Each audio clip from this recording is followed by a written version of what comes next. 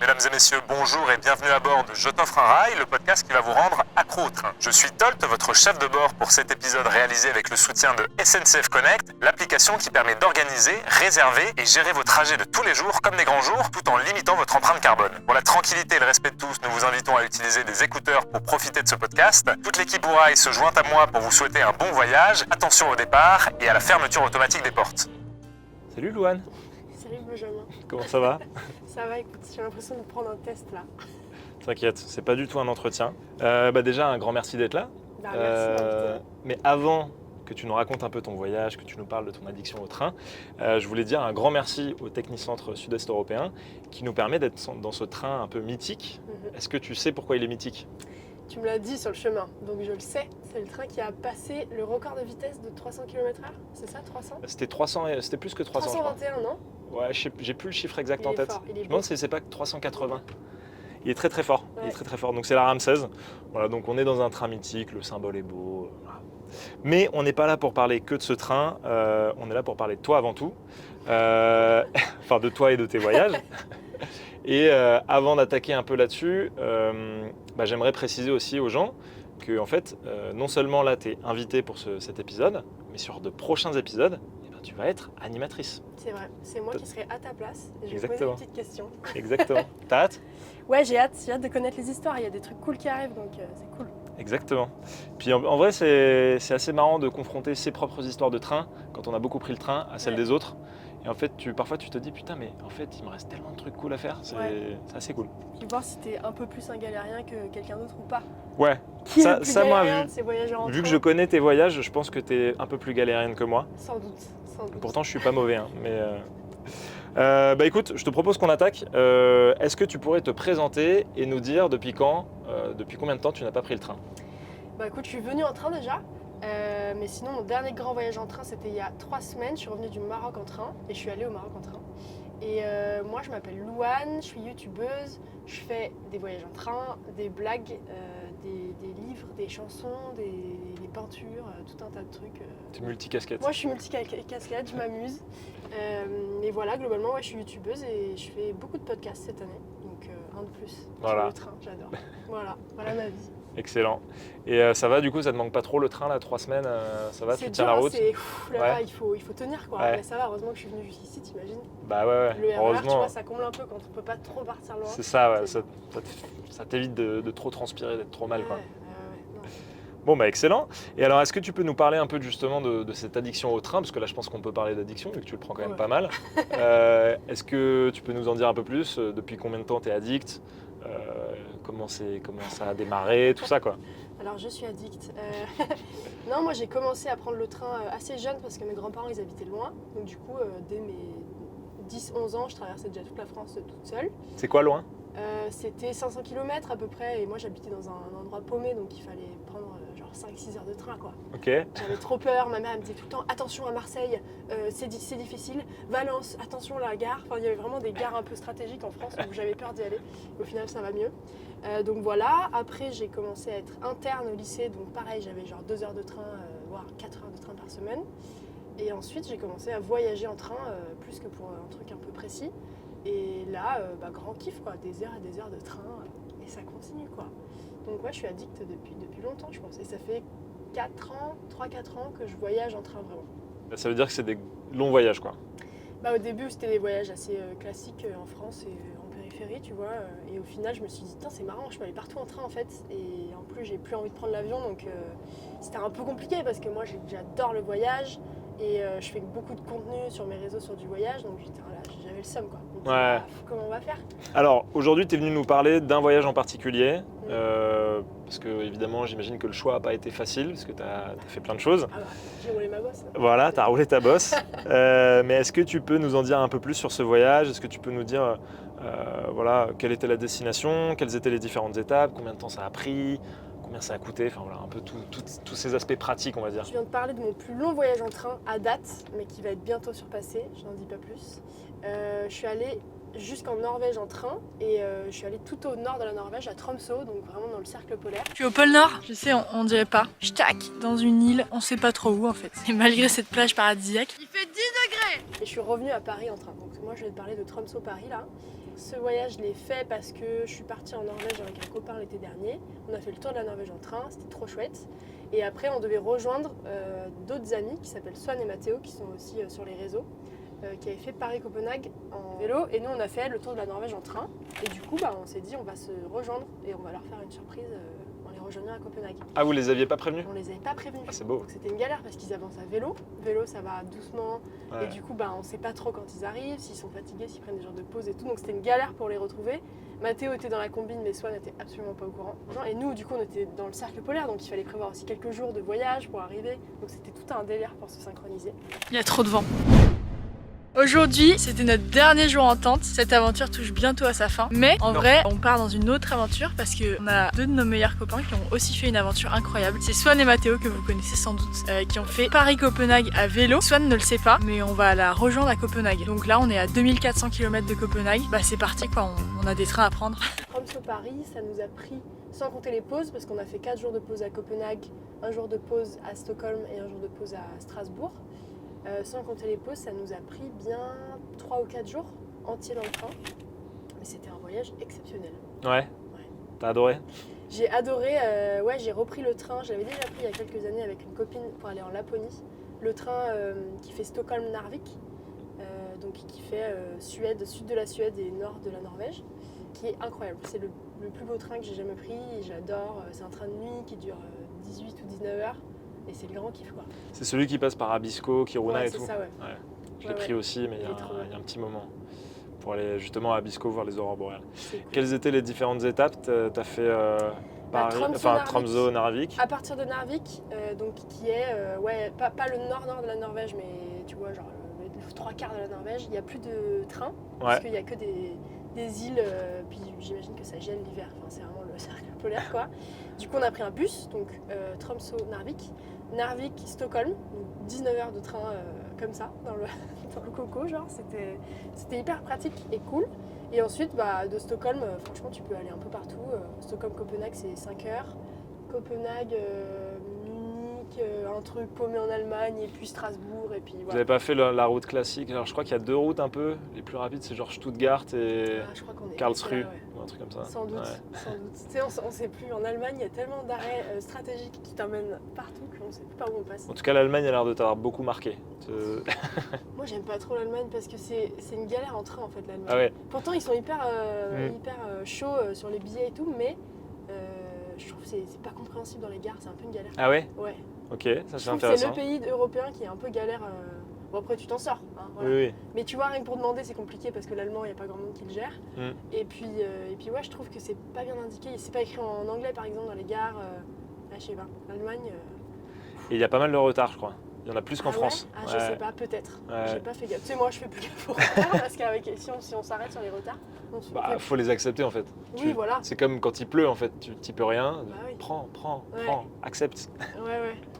Qu'est-ce qui t'a marqué un peu pendant ce voyage? Enfin, c'était quoi déjà l'objectif du voyage? C'était découvrir, je sais pas, le soleil de minuit. L'objectif de la Norvège, c'était vraiment faire le tour de la Norvège, quoi. On a pris nos tentes et on a dormi là où on était le soir. Et c'était vraiment découvrir la Norvège en train et voir tous les fjords, le cercle polaire, Oslo, c'était incroyable. Ouais, franchement, moi à chaque fois mes voyages, c'est je prends un pays, je fais le tour en train et voilà. Donc là c'était un de plus, tu vois. Donc c'était trop chouette. Et du coup le retour en train, c'était pour faire cette fameuse surprise à Swan et Mathéo. Tromsø, Copenhague, c'était la course. Parce que eux ils étaient déjà à Copenhague et du coup il fallait qu'on se dépêche parce qu'en fait ils sont arrivés un jour plus tôt. Des petits couillons. On a speedé, on a pris le premier train et on est parti. En fait, ils étaient plus sportifs que ce que tu pensais. Ouais, ils avaient les cuisses plus musclées que ce qu'on imaginait, quoi. Et du coup, il a fallu les rejoindre, trouver un lieu pour les accueillir, les faire venir où il fallait. C'était une grande surprise. Donc du coup, voilà, le but de ce voyage, c'était ça, c'était vraiment retrouver les copains et rentrer en train tous ensemble. C'est là à gauche apparemment.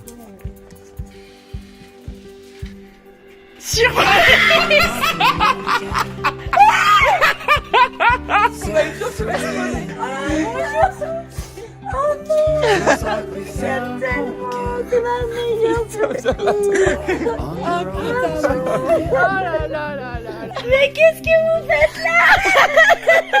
Je croyais que vous étiez dans le pôle Nord. Eh oui, nous y étions. Alors, cette aventure, comment ça va?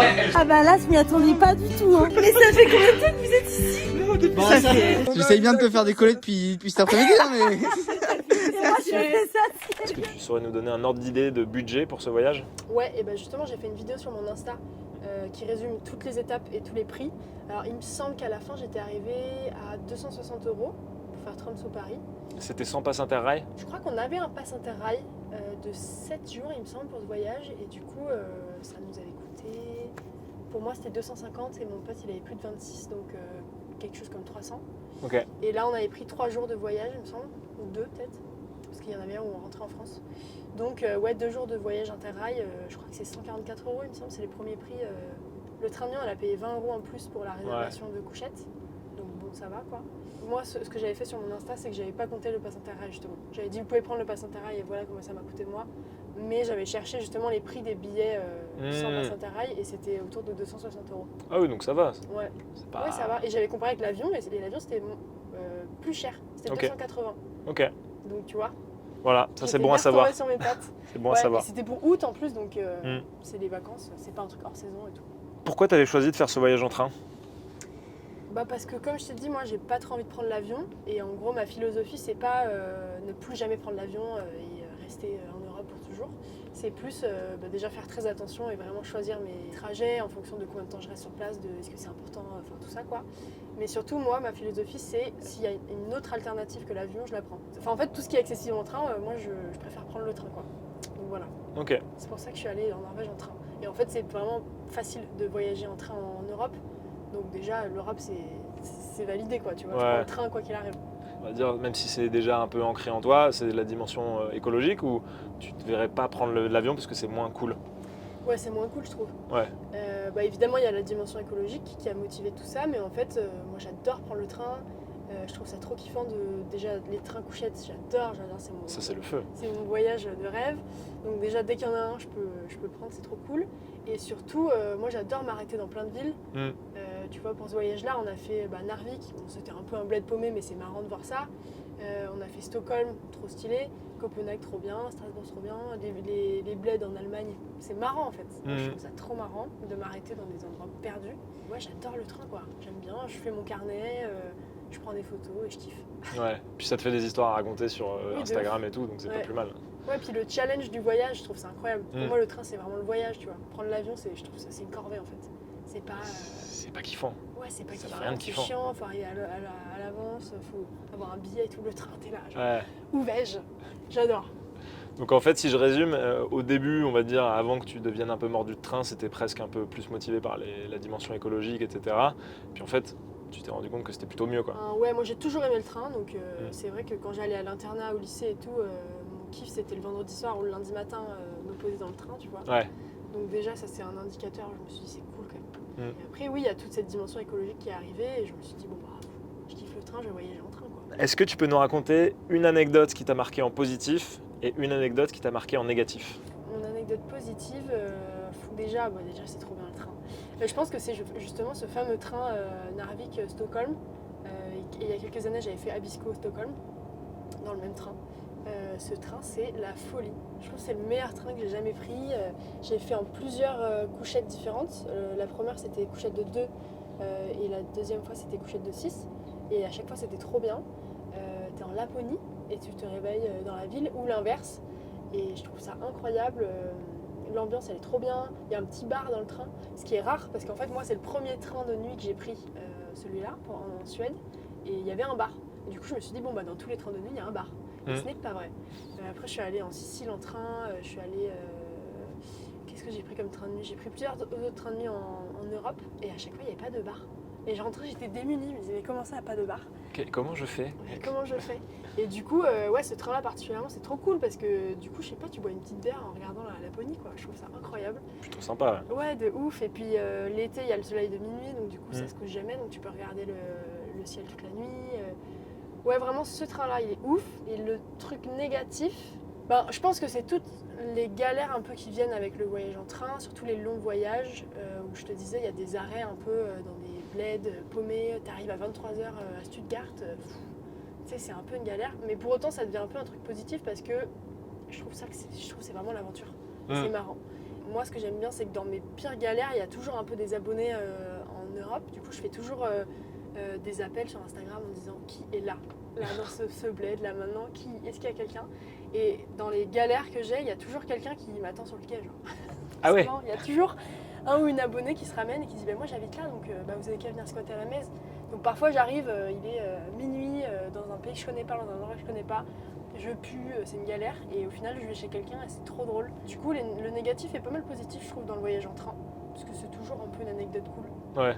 Tu gardes pas un souvenir, genre vraiment un mauvais souvenir J'ai pas vraiment de mauvais souvenirs. Par contre j'ai voyagé avec ma mère pour aller justement en Sicile en train et on a pris ce fameux train de nuit de 16 ou 17 heures je crois où il n'y avait pas de bar et ma mère pour elle ça a été un souvenir horrible. Ah ouais. Elle est arrivée, je lui avais dit t'inquiète le train de nuit, un bonheur, on va boire des petits coups, on va se coucher, on va dormir comme des bébés et tout. Rien du tout. Ma mère, un enfer, elle a pas arrêté de se plaindre, mais moi ça me faisait mourir de rire. D'ici 2-3 jours, on va se dorer la pilule. Là encore, tout allait bien parce qu'on pensait qu'on allait passer la soirée au wagon-restaurant. On va aller au wagon-bar, hein. On va aller boire, hein. C'était juste avant le drame. La mauvaise nouvelle. Vous voulez que je vous la dise, la mauvaise nouvelle? On a un plein mental breakdown. On vient de nous dire qu'il n'y a pas de restaurant ni de bar. Non, il n'y a pas. Et on reste 20 heures dans le train. Voilà. Et on n'a pas pris. J'ai une boîte de Mikado. Est-ce que vous aviez pas pris de quoi boire? On n'avait pas trop prévu, j'avais dit t'inquiète, il y a un resto dans le train, tu vois, on avait pris un peu des gâteaux, mais enfin voilà. Donc du coup c'était trop drôle, on était allé supplier le contrôleur pour qu'il nous donne des sandwichs, vraiment des pauvrettes. Ce qui moi m'a fait kiffer le voyage, mais ma mère je pense que c'était un souvenir un peu négatif pour elle. Elle a pas kiffé, putain, parce que je trouve que les paysages quand tu arrives en Sicile sont assez, Ouais.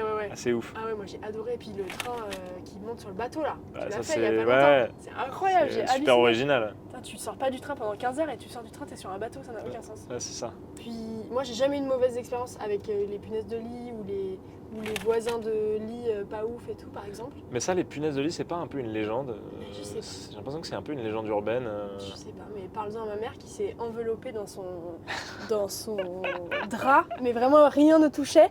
Elle avait pris du pchit anti-punaise et tout, elle a pulvérisé dans tout le truc. Enfin, mais... Alors il faut que je vous dise un truc à propos de ma mère. Elle a une peur bleue des nuisibles. Punaises de lit, poux, tiques, tout y passe. J'ai passé mon enfance à regarder sur chaque siège sur lesquels je m'assois s'il n'y a pas un pou qui s'y cache. Alors imaginez que dormir dans un train couchette, c'est son pire cauchemar. Voilà. Donc moi j'ai pas eu trop de mauvaises expériences parce que j'aime bien les galères, mais je pense que pour quelqu'un qui est pas trop habitué aux galères, peut-être ça... Parce que je me dis, en fait, le risque des punaises de lit, parce qu'ils doivent nettoyer quand même à chaque passage, non? Tu crois? Bah, je pense. Quand Moi même. je pense pas. Ah ouais? Nettoyer les moquettes des trains là? Bah, peut-être pas les moquettes, mais au moins les couchettes et tout. Bon. Bah les couchettes, ouais, non, je sais pas, le siège peut-être pas. Les draps évidemment, ils sont neufs à chaque fois. Mais... Ouais. Je sais pas, moi ça me fait un peu peur. Mais en même temps, tu vois, j'ai pris tous les trains d'Europe et j'ai jamais eu Ouais, un ouais. problème. Donc, Ok, donc si je retiens finalement, c'est plutôt principalement des souvenirs positifs et Ouais, t'as pas de grosses galères à nous raconter, quoi. Bah en vrai, non, pas trop, pas trop. Bah écoute, tant mieux, hein. On va Bah pas s'en ouais, plaindre, hein. franchement. Et alors selon toi, bon, même si on a déjà un peu abordé le sujet, c'est quoi les gros avantages du voyage en train? Je trouve que c'est que ça va partout. Et pour moi, ça c'est vraiment un avantage positif. C'est que partout où tu sois, en tout cas dans l'Europe, après j'ai pas trop testé les trains ailleurs à part un peu au Maroc, mais il y a un train en fait. Dans les 30 km autour de toi, il y a forcément une gare. Par exemple en Norvège c'était ouf parce que dans n'importe quel patelin, il y avait une gare. Il pouvait y avoir une maison, il y avait une gare avec, tu vois. Et du coup c'est trop bien parce que tu peux aller partout sans voiture, sans te prendre la tête, tu as juste un train à prendre. Donc ça c'est vraiment un truc positif je trouve. Et ensuite, le fait qu'il y en ait plein tout le temps. En fait, c'est tellement la liberté pour moi le train. Les gens ils me disent ouais c'est la voiture, la liberté et tout, mais je suis tellement pas d'accord. Pour moi le train, il y en a partout, tu le prends et tu vas où tu vas. Enfin, je trouve ça trop bien. Ouais, puis t'as une Voilà. liberté d'esprit, c'est-à-dire que t'es posé dans un truc Oui, qui voilà, bouge, tu regardes t'as dehors. pas besoin de le conduire, Ouais. t'es plutôt plus confortable. Mm. Je te rejoins totalement sur le côté, la vraie liberté pour moi c'est le train, parce que Ah ouais, de ouf. la bagnole je trouve que c'est... Alors oui, tu peux aller dans des endroits un peu plus reculés, etc. Mais c'est une charge un peu mentale, tu dois Ouais. savoir où tu vas te garer, machin et tout. De Enfin, ouf. c'est Donc, c'est faut se assez... concentrer. Ouais. Non, quelle galère. C'est tellement mieux de pouvoir se baver dessus dans le train. Ah oui. Puis même, je trouve, tu vois, t'as dit on peut aller dans des beds un peu paumés. Je trouve dans le train c'est hyper accessible. Et puis de toute façon, il y a toujours un bus. Même si tu veux aller vraiment dans le coin le plus perdu du monde. Ce qui est encore plus que les trains, c'est des bus. Donc du coup, il y aura toujours un relais où tu es tranquille, quoi. Tu prends le bus. Mais c'est vrai qu'il y a certains endroits en France et même peut-être dans des endroits un peu plus reculés dans le monde où tu as peu de bus, tu as peu de transports en commun. Enfin, je pense, je sais pas, à la après, moi, Lozère, je parle etc. dans l'optique du voyage, tu vois. C'est vrai que dans un quotidien, si tu habites dans un endroit perdu ou si tu dois aller bosser dans un endroit paumé, peut-être que le voyage en train, c'est un peu une galère. Mais en même temps, dans les endroits perdus, il n'y a pas d'avion non plus, tu vois. Donc il faut quand même trouver un moyen d'y aller. Mais c'est vrai que dans un voyage, tu peux toujours prendre un bus, faire du stop, à pied, tu vois, il y a toujours un moyen. C'est clair. Et je trouve que c'est vraiment ça la grande liberté. Donc voilà, le grand avantage, je trouve, c'est qu'il y en a partout. Et que les gares, c'est dans les centres-villes. Moi, pour moi, ça, c'est un bonheur. Bah oui. T'imagines, Ça t'arrives, change c'est tout. bon, t'es là, quoi. T'as pas à prendre un RER perdu. Donc voilà, que ça soit partout et accessible. Et l'aspect confort aussi, peut-être. Ah, c'est vrai que... ouais, c'est vrai. Moi, je trouve que je suis assez confortable partout, donc je me dis pas le train c'est plus confortable qu'autre chose. Mais c'est vrai que oui, c'est cool, il y a une tablette et tout, on peut bosser.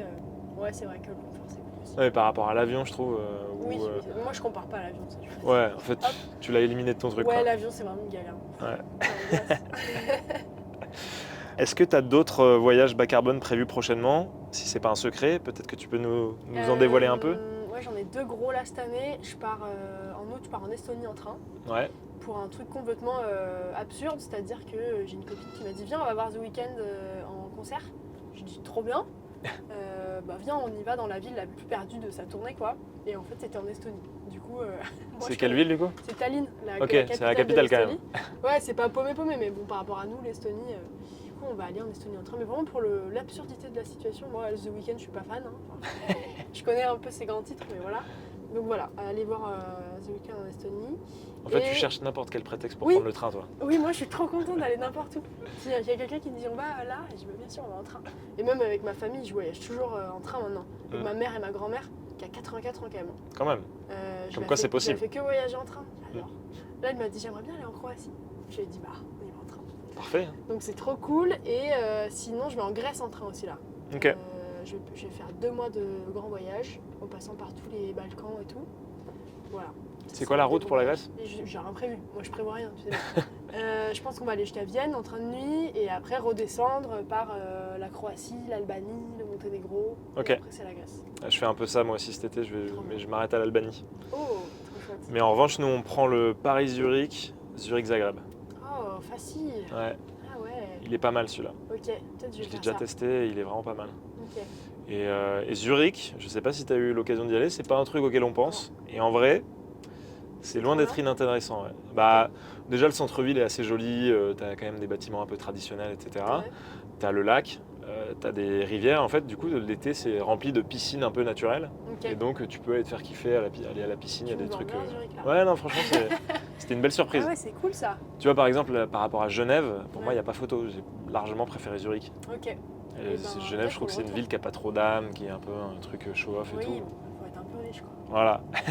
Ok, peut-être pour le retour, ouais, parce que je pense qu'on va rentrer peut-être par l'Italie, donc peut-être ça vaut le coup de rentrer que en train et pas prendre de bateau jusqu'à l'Italie. On Ouais. verra. Bah, c'est cool en tout cas tous ces projets là. Bah Sympa. Ça, c'est cool. Excellent. Bah écoute, est-ce que tu as des choses à ajouter avant qu'on clôture cet épisode? Non, vive le train quoi. Que dire d'autre Ah, peut-être que tu peux dire où est-ce qu'on peut te suivre? On peut me suivre sur tous mes réseaux sociaux qui sont YouTube et Instagram en fait, c'est classique, sous le pseudo de Louane Mancho. Louane comme la chanteuse mais avec 2 N. Ouais. Mancho comme un one man show finalement. C'est un jeu de mots, tu dirais? Un peu, petite blague quoi. Ouais, Louane Mancho et après, sur les podcasts aussi, j'ai 2 podcasts, un podcast de voyage et un podcast qui décrypte la vie d'adulte avec des experts. Comment s'appellent les 2 podcasts? Mon podcast de voyage c'est Salut les copains. Ouais. Je fais un voyage, quand je fais un voyage, je fais un épisode par jour. Et ça c'est en direct, en live Ouais. pendant tes trucs quoi. J'enregistre un peu comme un vocal Insta et Marrant. un vocal et puis je poste quoi. Et l'autre c'est beaucoup plus produit, c'est avec une boîte de prod et tout. Moi je gère pas la prod mais voilà. Et ça s'appelle Adulte mode d'emploi. Super. Ouais. Bon bah trop cool. Et ben merci pour ton témoignage. Merci à toi. Du coup à très vite pour que je passe de l'autre côté. Ouais. Et hâte aussi de devoir animer les autres épisodes. Ouais, moi aussi j'ai hâte d'entendre toutes ces histoires. Parfait. Et ben à très vite dans le train. À très vite dans le train. Mesdames et messieurs, vous êtes arrivés à destination, terminus du train. Assurez-vous de n'avoir rien oublié et de vous abonner au podcast et à nos réseaux si ce n'est pas déjà fait. Toute l'équipe Ourail et SNCF Connect vous remercie d'avoir passé ce moment en compagnie de la team Train et vous dit à bientôt pour un nouveau voyage sans avion.